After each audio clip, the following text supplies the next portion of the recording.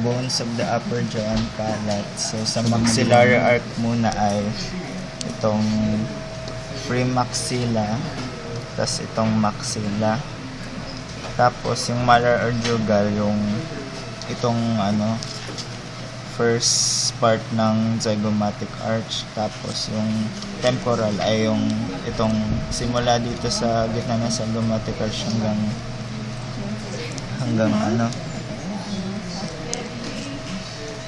ngayon dito sa may tympanic bulla.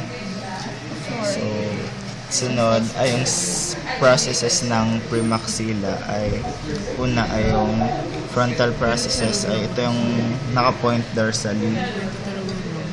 Ito pala, sorry. Ito. Sa gilid.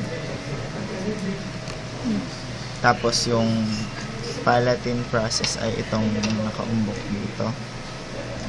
Then yung sa maxilla ay ang frontal process ng maxilla ay ito na nagko-connect sa frontal bone.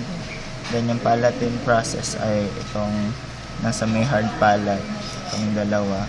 Then yung orbital process ito ay orbital process, mali pala. So ito. Ulit?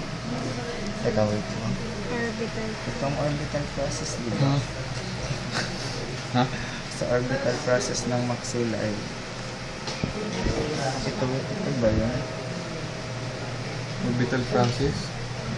Limutan ko na. Wait. Kaputo.